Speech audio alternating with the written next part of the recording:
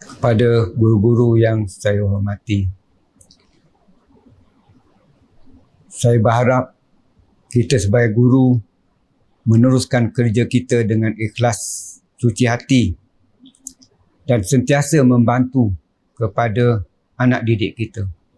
Percayalah, keikhlasan kita akan memberi banyak barakah.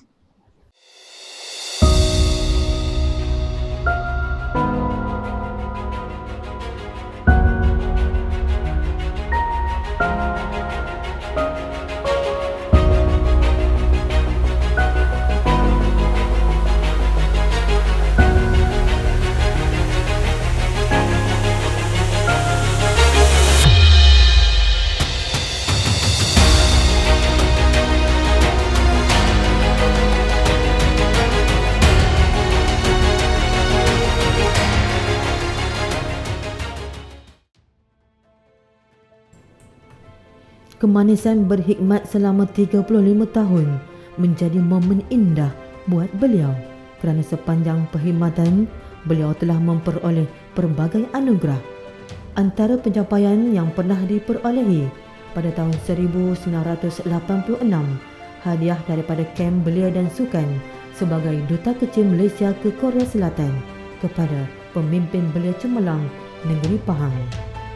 Pada tahun 1995, hadiah latihan persekolahan dan cuti belajar bergaji penuh dalam bidang sarjana pengurusan teknologi selama setahun di UTM Sukudai Johor.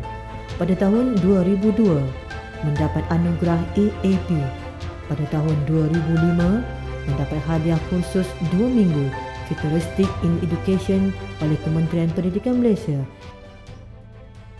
Saya mengenali Tuan Haji Aznan Alias Baba sejak tahun 1993 sewaktu beliau menjawat jawatan Pegawai Khas Kurikulum di Pejabat Pendidikan Daerah Pekan dan Rompin.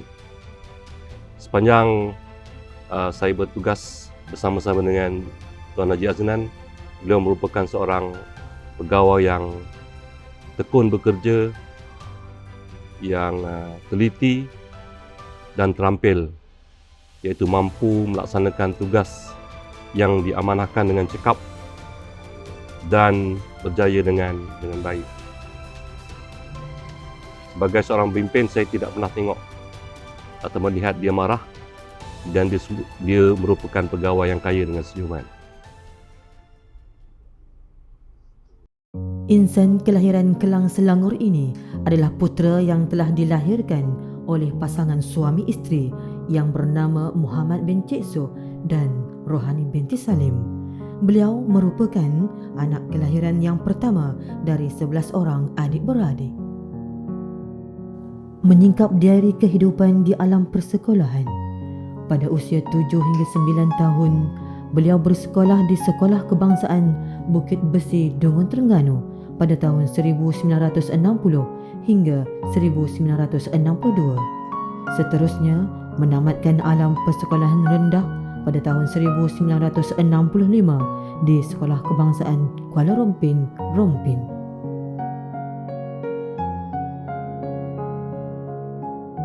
Beliau meneruskan persekolahan di peringkat menengah dari tingkatan 1 hingga 5 di Sekolah Menengah Kuala Rompin, Rompin pada tahun 1966 hingga 1970 dan menamatkan tingkatan 6 pada tahun 1972 hingga 1973 di Sekolah Menengah Abdul Rahman Talib, Kuantan. Cita-citanya ingin menjadi seorang pendidik yang berjaya. Dibuktikannya apabila beliau berjaya menamatkan kursus perguruan di Maktab Perguruan Kota Baharu pada tahun 1974. Beranjak dari situ, beliau mula menjalani praktikal selama 1 tahun. Pada tahun 1975, beliau beralih pula ke Maktab Perguruan Bahasa Kuala Lumpur dan mengikuti kursus semasa cuti sekolah. Perjuangan demi perjuangan, mundur tidak, pantang menyerah, beliau terus mara ke puncak jaya apabila beliau berhasil meraih sarjana Muda Sastra di Universiti Malaya pada tahun 1978 hingga 1980. Beliau juga berjaya meraih sarjana pengurusan teknologi di universiti yang sama, pengkhususan Bahasa Melayu dan Sejarah. Seterusnya, sarjana pengurusan teknologi, pengurusan sumber manusia.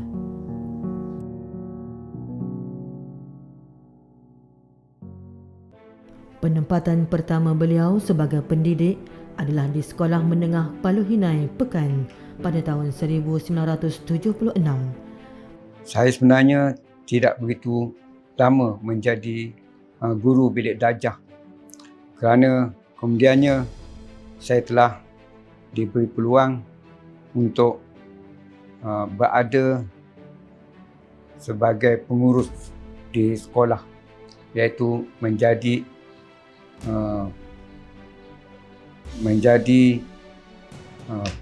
pengetua yang menjalankan tugas.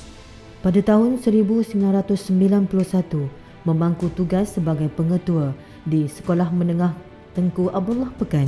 Pada tahun 2000, beliau bertukar ke Sekolah Menengah Air Putih Kuantan sebagai guru penolakanan pentadbiran sebelum ditempatkan di Pejabat Pendidikan Daerah Kuantan sebagai penolong pegawai pendidikan daerah pada tahun 2001.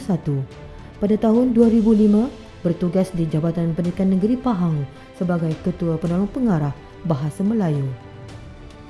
Sebagai seorang yang banyak memimpin pendidikan sama ada di peringkat daerah dan negeri, sesuailah kita memilih dan mengangkat beliau sebagai tokoh kepimpinan daerah pada tahun 2022.